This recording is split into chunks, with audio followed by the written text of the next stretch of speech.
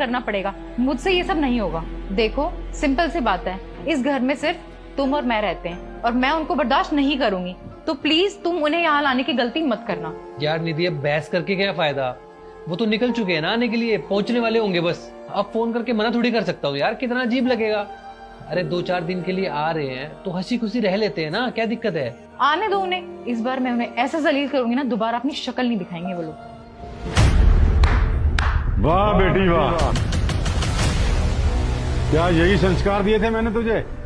पापा आप यहाँ? लो आ गए पापा, अब कर लो जलील। इतने देर से जो तुम पापा की बात कर रहे थे, वो मेरे पापा की बात कर रहे थे। हाँ, तुम्हारे पापा की बात कर रहा था।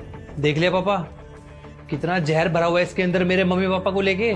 इसी चक्कर में हम लोग मिलजुल के नहीं रह पाते, और आप बोलते हो कि मैं नहीं रहना चाहता उनके साथ। देख लिया आपने अपनी बेटी की इसलिए किस तरीके से इसने मेरे पूरे परिवार को तोड़ के रखा हुआ है। आने चाहिए तुझे, मैं तुझे कितना सही समझता था, मगर तू ऐसी निकलेगी मैंने कभी सोचा भी नहीं था। क्या मैंने तुझे यही परवरिश दी थी, ऐसे संस्कार दिए थे कि शादी के बाद तू अपना घर ही तोड़ ले? दामाद जी, इसकी तरफ से मैं माफी मांगता हूँ।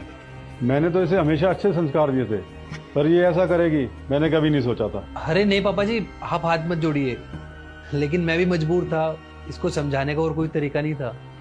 कितनी बार समझा लिया कि मिलजुल के रहते हैं, मिलजुल के रहते हैं। अब आप एक बात बताओ, अगर आपका बेटा कल को आपको घर से बाहर निकाल दे तो आपको कैसा लगेगा?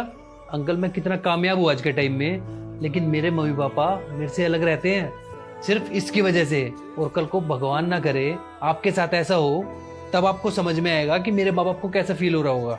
हाँ बेटी, अब तू बता, कल को तेरे भैया और भाभी मुझे घर से निकाल दें तो तुझे कैसा लगेगा? नहीं पापा, मैं ऐसा कभी भी नहीं चाहती और मुझे बिल्कुल अच्छा नहीं लगेगा।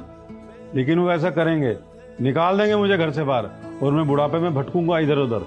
नहीं, मुझे पता है भैया भाभी कभी ऐसा आपके साथ नहीं करेंगे। भैया आपसे बहुत प्यार करते हैं और आपकी बहुत केयर भी करते हैं। जब तुम उनसे ये उम्मीद लगा रही हो कि वो ऐसा ना करे, तो तुम क्यों कर रही हो ऐसा? हम जैसे कर्म करेंगे ना बेटा, हमें वैसा ही फल मिलेगा। देख बेटा, आज तू अगर अपने पति को इनके मम्मी पापा से अलग कर देगी तो कल को तेरे भैया और भाभी भी मुझे घर से बाहर निकाल देंगे।